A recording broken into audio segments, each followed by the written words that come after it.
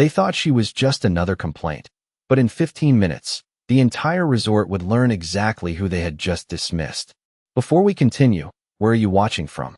Drop your city or state in the comments below. And if you believe respect should never depend on appearance, make sure to like and subscribe, because stories like this remind us what dignity really looks like. Now, back to Rachel Monroe. The glass doors of Seabrook Cove Resort slid open with a soft whisper, letting in the late afternoon sun that spilled across polished marble floors, reflecting chandeliers that shimmered like quiet wealth. Rachel Monroe stepped inside without hesitation, her simple linen dress brushing just below her knees, her sandals soft against the echoing floor, her presence almost invisible among guests draped in designer labels and tailored suits. At first glance, she was easy to overlook, just another traveler escaping the heat, just another name on a reservation list no one bothered to read twice. But there was something about the way she moved, steady, unhurried, as if time itself adjusted to her pace. At the front desk, a young receptionist glanced up briefly, offering a rehearsed smile that didn't quite reach her eyes before returning her attention to a screen glowing with reservations and priority guests.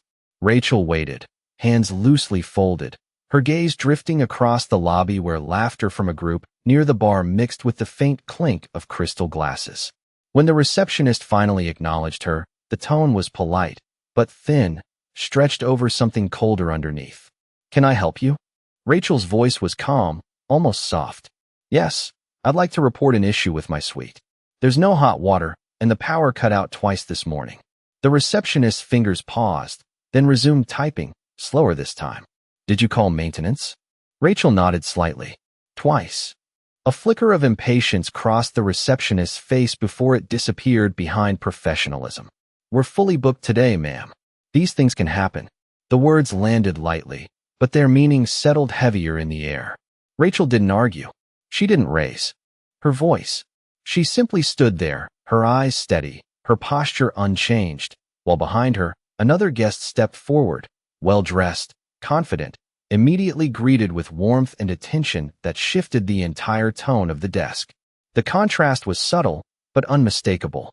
And somewhere beneath the polished surface of the resort, beneath the curated smiles and carefully trained responses, something had already begun to move. Something quiet. Something irreversible. The room didn't notice it yet, but it was coming. And when it arrived, no one would mistake her for invisible again. The receptionist's smile faded the moment the well-dressed guest stepped away, her attention snapping back to Rachel with a thinner patience, the kind reserved for people she had already decided were not worth the effort. "Like I said, ma'am, maintenance is aware," she repeated, her tone slightly sharper now, as if repeating it would make the problem disappear. Rachel's eyes did not move. "Aware is not the same as resolved," she replied quietly. The words were simple, but they landed with a weight that made the receptionist hesitate for half a second before forcing another smile. Behind the desk, another employee leaned in, whispering just loud enough for Rachel to hear. "Probably booked through a discount site." A faint chuckle followed, quickly suppressed when a supervisor passed by, though the damage had already settled into the air like a thin layer of dust. Rachel did not react. She did not turn, did not acknowledge the comment, but something in her stillness shifted, like a line had been drawn that no one else could see. A man in a navy blazer approached from the side, his name tag reading Assistant Manager, his expression already shaped into polite impatience before he even spoke. "Is there an issue here?" he asked, though his eyes barely met Rachel's, already scanning past her as if searching for a more important guest. The receptionist answered before Rachel could, her voice slightly rehearsed. "Guest reporting a maintenance concern, but we have explained the situation." The assistant manager nodded slowly, then finally looked at Rachel, offering a tight, professional smile that carried no warmth. "We apologize for the inconvenience, but as you can see, we are managing a full house today. These matters take time." Rachel tilted her head slightly. "It has already been several hours." The man's smile tightened. "Then I am sure it will be addressed soon." The dismissal was subtle, but unmistakable. Around them, a few guests had begun to notice, their conversations softening into quiet observation, the kind of curiosity that always gathers when tension enters a perfect space. Rachel's reflection shimmered faintly in the polished marble beneath her feet, steady, unmoving, while the room around her shifted in small, almost invisible ways. The assistant manager gestured lightly toward a seating area. "If you would like to wait, we will contact you when there is an update." It was not an invitation. It was a conclusion. Rachel looked at him for a long moment, her expression unreadable, then gave a small nod that seemed to satisfy him more than it should have. He turned away almost immediately, already calling out to greet another arriving guest with a completely different tone, warmer, louder, filled with attention. The contrast lingered in the air, sharp and undeniable. Rachel remained at the desk for a moment longer, her fingers resting lightly against the smooth surface, before she reached into her bag and pulled out her phone. The movement was unhurried, almost casual, but the silence around her seemed to deepen as she unlocked the screen. She did not type right away. She simply stood there, as if considering something far beyond the inconvenience of a broken suite. Then, with a single controlled motion, she pressed record and spoke quietly into the device, her voice too low for anyone nearby to fully catch, yet deliberate enough to carry intention. 6 seconds. That was all it took. When she finished, she tapped send, slipped the phone back into her bag, and lifted her gaze once more toward the lobby that had already begun to forget her. For a brief moment, nothing changed. The receptionist returned to her screen, the assistant manager laughed lightly with another guest, and the soft music overhead continued without interruption. But beneath the surface, something had already begun to move, silent and precise, like a switch no one realized had just been flipped. And in that quiet, invisible shift, the first crack in the system had already formed. For a few moments, the resort continued as if nothing had happened, the soft hum of conversation returning to normal, glasses clinking gently at the bar, footsteps gliding across marble as guests moved from lobby to lounge without a second thought. Rachel Monroe had already stepped away from the front desk, taking a seat near a tall window that overlooked the ocean, her posture relaxed, her expression unchanged, as though the entire exchange had already been filed away in her mind as something minor. Across the lobby, the assistant manager adjusted his jacket and continued greeting incoming guests, his voice warm again, polished, perfectly tuned for those he considered important. But then it started. A phone rang behind the front desk, sharp and unexpected, cutting through the ambient music. The receptionist glanced at the screen, frowned slightly, then answered with her usual tone. "Front desk, how may I assist you?" Her expression shifted almost instantly, the color draining from her face as she listened. "Yes, sir. I understand right away." She hung up quickly, her fingers hovering uncertainly over the keyboard. Before she could process it, another phone rang. Then another. Within seconds, the quiet rhythm of the lobby began to fracture into overlapping tones of urgency. The assistant manager turned, irritation flickering across his face. "What is going on?" he asked sharply, stepping back toward the desk. The receptionist looked up, her voice lower now, uncertain. "That was corporate operations. They are asking for immediate status reports on all departments." He frowned. Why would they? His words were cut off as his own phone buzzed in his hand. He glanced down, expecting a routine message, but the moment he saw the sender, his expression tightened. He stepped aside, answering quickly. "Yes, this is Daniel Brooks. I am here now. What do you mean hold all activity?" His voice dropped, the confidence thinning as he listened. Around them, more subtle shifts began to ripple outward. A concierge stopped mid-sentence with a guest, glancing at her device. A bellman paused near the entrance, uncertain whether to continue his task. Even the music seemed quieter, as if the space itself had begun to listen. The assistant manager's posture changed, his shoulders stiffening, his gaze scanning the lobby with a sudden, unfamiliar tension. "We have a situation," he said under his breath, though no one had asked. Another employee leaned closer. "What kind of situation?" Daniel did not answer immediately. He was still listening, his grip tightening slightly on the phone. "Understood," he said finally, his voice carefully controlled. "We will comply." When he ended the call, he did not move right away. For a brief second, he just stood there, as if recalculating everything he thought he knew about the day. Then he turned sharply. "Suspend all non-essential services," he instructed, his tone no longer casual, no longer dismissive. Now, the receptionist blinked. Suspend everything? That is what I said. The words were clipped, precise. Confusion spread quickly among the staff, questions forming but not yet spoken, while guests began to notice the change, their conversations lowering into curious murmurs. Across the room, Rachel remained seated by the window, her gaze resting on the horizon where the ocean met the sky, completely still, completely removed from the sudden tension building behind her. She did not look at the desk. She did not react to the rising urgency. But as the first clear instructions echoed across the lobby and the system began to slow, to hesitate, to shift under unseen pressure, one thing became quietly undeniable. This was no longer just a complaint, and whatever had been set in motion was only just beginning. The shift was no longer subtle. Within minutes, the polished rhythm of Seabrook Cove Resort began to unravel in ways no guest had ever witnessed before. Conversations near the bar faded into uneasy whispers as staff members moved faster, their smiles strained, their voices lower, clipped, no longer performing for comfort but reacting to something far beyond their control. At the front desk, the receptionist's hands trembled slightly as she refreshed her screen again and again, watching alerts stack up faster than she could read them. All systems are flagging, she murmured, more to herself than anyone else. Daniel Brooks stepped back toward the desk, his expression tightened into something unfamiliar, something closer to concern than authority. "What exactly are they saying?" he asked, though the answer was already forming in the tension around them. "Corporate is requesting full operational review," the receptionist replied, her voice barely steady. "Every department. Immediate compliance." Another phone rang, this time from the back office. A supervisor picked it up, her posture stiffening as she listened, her eyes widening slightly before she turned toward Daniel. "They are asking for access logs, maintenance reports, guest complaints, everything from the last 72 hours. Daniel's jaw tightened. That does not happen without a reason. No one responded, but the silence that followed said enough. Around them, the ripple effect spread outward. Housekeeping staff paused in the hallway entrances, unsure whether to proceed with scheduled tasks.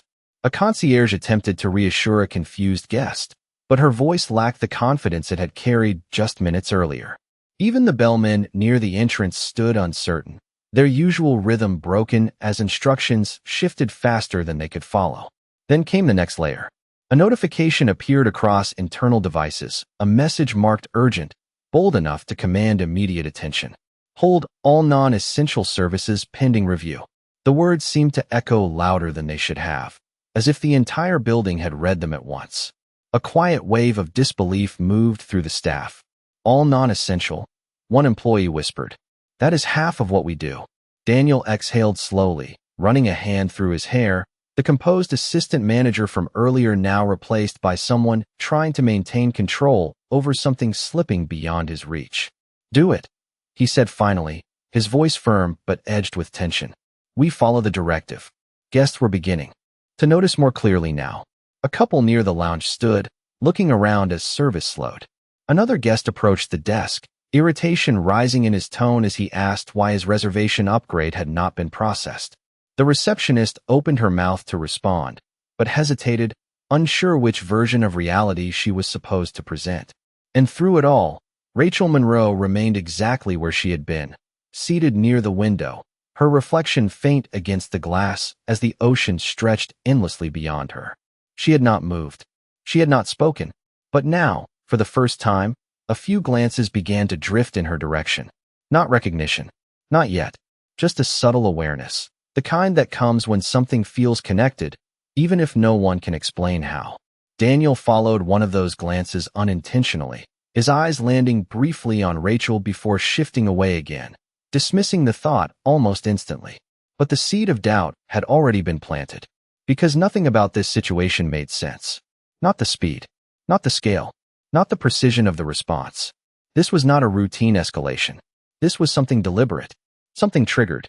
And somewhere between the ringing phones, the halted services, and the growing silence beneath the chaos, the realization was beginning to take shape.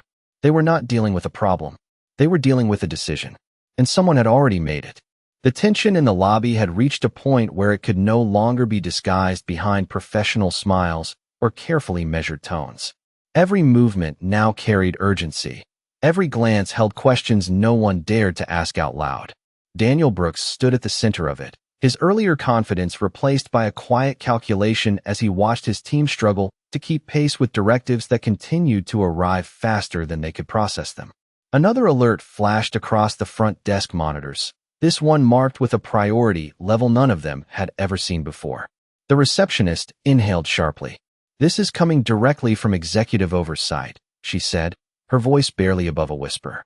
Daniel stepped closer, his eyes scanning the message. Reading it once, then again, as if the meaning might change. It did not. Initiate full compliance review. Lock all guest service escalations. Identify source of trigger event. His brow furrowed. Source of trigger event, he repeated quietly. No one answered, because no one knew. Around them, the resort continued to slow, like a machine losing power one system at a time. The spa closed its appointments. The restaurant halted new orders. Even the concierge desk had gone silent, their usual stream of recommendations replaced by uncertainty. Guests were no longer just noticing. They were watching. And in their watching, the pressure grew heavier. Daniel turned toward his team, his voice steady but lower now. "We need to identify what caused this." Immediately, a junior staff member hesitated before speaking. "The only escalation we had today was..." She stopped mid-sentence, her eyes shifting slowly across the lobby. Following her gaze, one by one, the others turned as well. And for the first time, the attention did not drift randomly. It focused. It settled. It landed on Rachel Monroe. She had not moved from her seat by the window. The ocean still stretched behind her, calm and endless, in sharp contrast to the tension building within the resort. She sat with the same composed stillness, her hands resting lightly in her lap, her expression unreadable, as though everything unfolding around her existed at a distance she had already measured. Daniel felt something tighten in his chest, not fear, but recognition, the kind that arrives too late, when the pieces begin to align in ways that cannot be ignored. He stepped away from the desk slowly, his pace no longer rushed, but deliberate, each step echoing faintly against the marble floor. Conversations around the lobby softened again, drawn by the shift in movement, by the unspoken understanding that something important was about to happen. When he reached her, he stopped just a few feet away, maintaining a professional distance, though the authority in his posture had changed. "Ma'am," he began, his voice controlled, careful, "I would like to better understand your concern." Rachel lifted her gaze to meet his. There was no anger in her eyes, no frustration, just a quiet clarity that made his next words feel smaller before he even spoke them. "My concern," she said calmly, "was already explained." The simplicity of the response left no room for deflection. Daniel nodded once, slowly, choosing his next words with more care than he had used all day. "Of course, we are currently addressing all matters at the highest level." Rachel held his gaze for a moment longer, then tilted her head slightly, as if considering whether that statement deserved a response. "Good," she said. "Just one word. Measured. Final." And in that moment, as the weight of everything happening around them settled into a single, undeniable truth, Daniel understood something that no training manual had ever prepared him for. This was not a situation they could manage. This was a situation they had already mishandled. Behind him, another phone rang. Then another. But this time, the sound felt different. Not like a problem to solve, but like a consequence arriving exactly on time. And as the room grew quieter once more, every eye now aware, every movement slowed by realization, the invisible line between assumption and truth had finally been crossed. Daniel did not step away immediately. Something in Rachel Monroe's stillness held him there, as if leaving too quickly would confirm a mistake he was only beginning to understand. Behind him, the rhythm of the resort continued to collapse in controlled layers. Another notification sounded, sharper this time, drawing the attention of every employee within earshot. The receptionist looked down at her screen and froze, her lips parting slightly before she spoke. "We have a direct line coming in, executive level." Her voice carried just enough for Daniel to hear. He turned slowly, the hesitation in his movement now unmistakable, and walked back toward the desk, his earlier authority replaced by something far more cautious. "Put it through," he said quietly. The line connected almost instantly, the voice on the other end calm, measured, and unmistakably firm. "This is corporate oversight. Confirm that all operations have been halted." Daniel straightened slightly, instinct taking over. "Yes, we have initiated suspension of non-essential services and are currently reviewing." The voice interrupted him without raising volume. "Not reviewing. Complying." The correction landed heavier than any raised tone could have. Daniel swallowed, adjusting his stance. "Understood. We are complying." There was a brief pause on the line, the kind that carries weight rather than silence. "You will identify the guest associated with the trigger event and ensure immediate resolution under executive directive." Daniel's gaze shifted, almost involuntarily, back toward Rachel. "We believe we have identified the guest," he replied carefully. Another pause, shorter this time. "Then you will proceed with full acknowledgement." The line disconnected without farewell. Daniel lowered the phone slowly, the finality of the conversation settling into the space around him. No one spoke for a moment. The receptionist looked at him, waiting for direction, but whatever script had guided them before no longer applied. Daniel exhaled once, steadying himself, then turned again toward the seating area by the window. This time, his steps were different. Slower, more deliberate. The confidence of assumption had been replaced by the precision of realization. As he approached, the surrounding conversations faded once more, guests sensing the shift even if they did not understand it. Rachel remained seated, her gaze now resting not on the ocean, but somewhere in between, as if she had already seen how this would end. Daniel stopped in front of her, not as a man in control, but as someone stepping into clarity. "Ms. Monroe," he said, using her name for the first time, his voice lower, more measured. "We would like to formally address your concern." Rachel looked up at him, her expression unchanged. "You already have," she replied softly. The words carried no accusation, no anger, only a quiet truth that made everything around them feel louder by contrast. Daniel nodded once, accepting it without defense. "We are implementing immediate corrective action under executive instruction," he continued, choosing each word carefully. "Your experience will be prioritized." Rachel studied him for a brief moment, not with judgment, but with something closer to evaluation, as if measuring whether he understood what had actually gone wrong. "It should have been prioritized before," she said. Not harsh, not raised, just stated. Behind Daniel, the staff stood in a silent line of awareness, no longer confused, no longer guessing. They understood now. Not fully, but enough. The phones had stopped ringing. The alerts had quieted. The system, for the first time since the shift began, was waiting for resolution, waiting for acknowledgement. And in that stillness, as the weight of consequence settled evenly across the room, the truth became impossible to ignore. This was never about a broken suite. It was about a standard that had already been broken long before she walked through the door. For a moment, no one moved. The entire lobby seemed suspended in a fragile stillness, as if even the air itself was waiting for what would happen next. Daniel Brooks remained standing in front of Rachel Monroe, the distance between them unchanged, but everything else had shifted. The authority he once carried so effortlessly was gone, replaced by something quieter, something more deliberate. Behind him, the staff watched in silence, their earlier assumptions dissolving into a growing awareness that they had misread the situation from the very beginning. Rachel did not rush to speak. She allowed the silence to stretch just long enough for it to settle into the room, for every eye to remain fixed, for every unspoken thought to become heavier. When she finally moved, it was subtle. She reached into her bag once more, retrieving her phone, her movements calm, precise, without a trace of hesitation. She did not look at Daniel as she unlocked the screen. Instead, she turned it slightly, just enough for him to see. The display was simple. No elaborate branding, no dramatic reveal, just a clean interface, a message thread still open, and at the top, a name that Daniel recognized instantly, though he had never expected to see it in this context. Executive Oversight Division. His breath caught, not visibly, but enough that he felt it. Rachel tapped the screen once, opening. A response that had arrived moments earlier. The message was brief, direct, and impossible to misinterpret. Full compliance confirmed. awaiting final directive.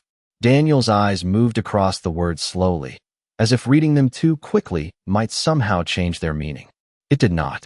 The weight of it settled in his chest, pressing down with a clarity that left no room for doubt.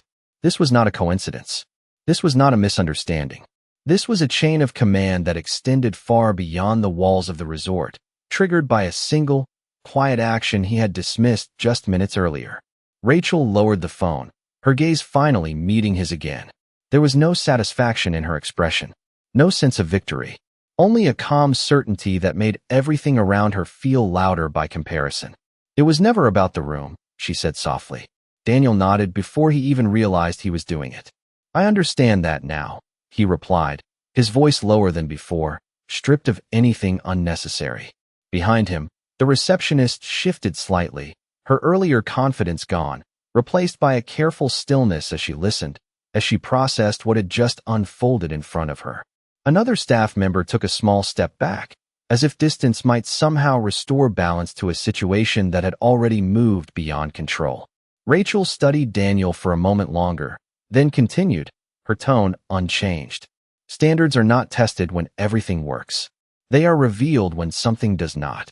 The words settled into the space between them, not as a reprimand, but as a truth that required no defense. Daniel exhaled slowly, the realization now complete. We failed that standard, he said quietly. Rachel did not correct him. She did not need to.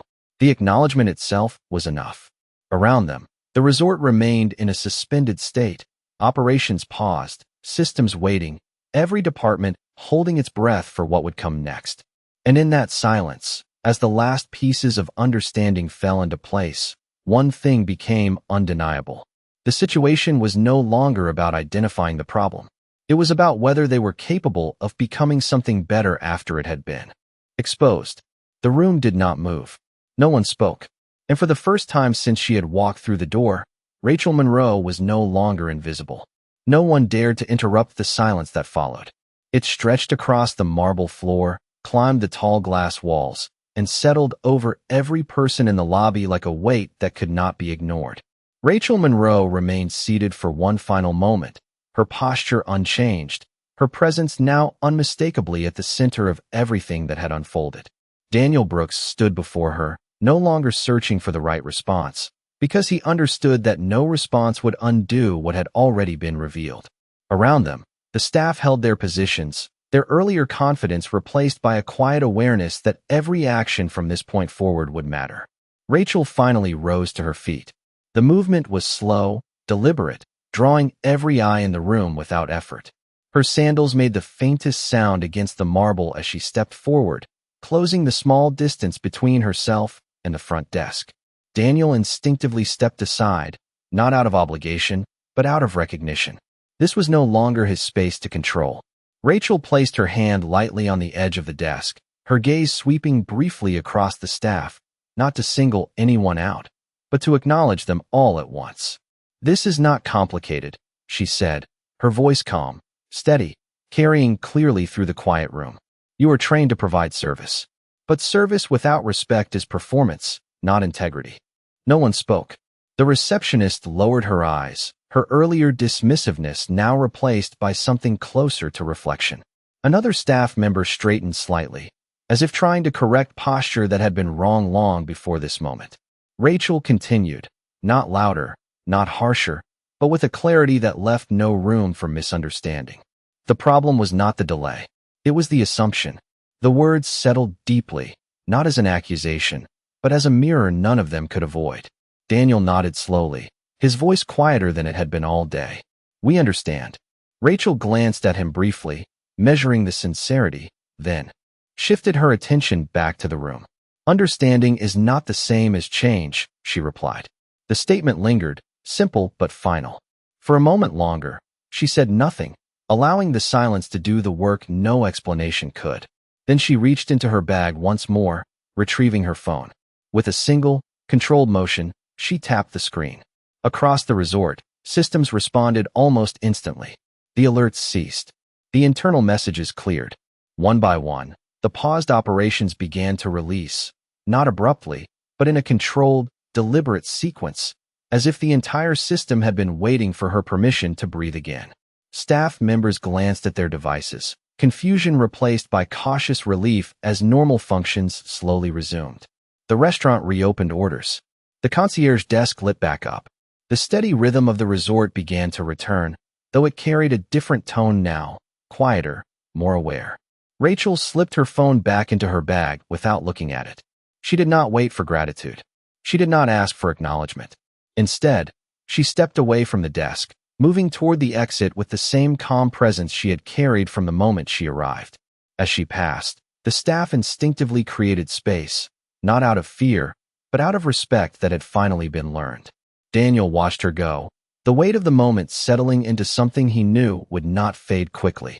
At the entrance, Rachel paused briefly, her reflection catching in the glass for just a second before she stepped forward into the sunlight. The doors closed behind her with a soft whisper. Inside, the lobby remained still for one final beat, every person present aware that something irreversible had taken place. Not a shutdown, not a disruption, a correction. And in that quiet understanding, the room no longer felt the same. The doors had barely settled back into place when the atmosphere inside Seabrook Cove Resort shifted for the final time, not with urgency or confusion, but with something far quieter and far more lasting. Operations resumed, systems stabilized, and the polished rhythm of the resort slowly returned, but it no longer carried the same effortless confidence it once had. There was a pause in every interaction now, a subtle awareness behind every smile, as if each employee had become acutely conscious of something they could not unlearn. Daniel Brooks remained near the front desk long after Rachel Monroe had stepped into the sunlight, his posture still, his gaze fixed on the glass doors as though expecting them to open again. But they did not. The moment had passed, and with it, the illusion that everything had been under control. Behind him, the receptionist adjusted her position, her movements slower, more deliberate than before. She greeted the next guest with the same words she had used countless times, but this time, there was something different in her tone. It was not rehearsed. It was intentional. The guest noticed it, even if only for a second, and responded with a small nod that carried a quiet approval. Across the lobby, staff members resumed their duties, but the invisible hierarchy that had once guided their attention had been disrupted. No longer did they scan for designer labels or confident entrances. Instead, their eyes lingered a fraction longer, their responses measured with a care that had not existed before. It was not perfection, not yet, but it was a beginning. In the back office, reports were already being compiled, documentation requested, processes reviewed with a level of scrutiny that reached beyond routine procedure. Names would be discussed, policies would be revised, training would be adjusted. But none of that was visible to the guests who moved through the space, unaware of the shift that had taken place beneath the surface. What they would notice, however, was something simpler, a difference in how they were seen. Daniel finally exhaled, a slow release of tension he had carried since the first phone call shattered the rhythm of the day. He turned back toward the desk, his expression no longer defensive, no longer uncertain, but grounded in a realization that would stay with him long after this day ended. He did not issue new commands. He did not raise his voice. Instead, he stepped beside his team, not above them, his presence aligned with the standard that had been so clearly revealed. The marble floors still reflected the light from the chandeliers, the ocean still stretched endlessly beyond the glass, and the resort still stood as a symbol of luxury and escape. But something fundamental had changed within its walls, not because of disruption, not because of authority, but because one quiet moment had forced everyone inside to see what they had overlooked. And as the day moved forward, as new guests arrived and others departed, the lesson remained, woven into every interaction, carried in every decision, shaping a space that now understood something it had once ignored. Respect was never optional. It was the foundation. And on that day, without raising her voice, without demanding attention, Rachel Monroe had reminded an entire resort what that truly meant. The room did not forget, and it never would.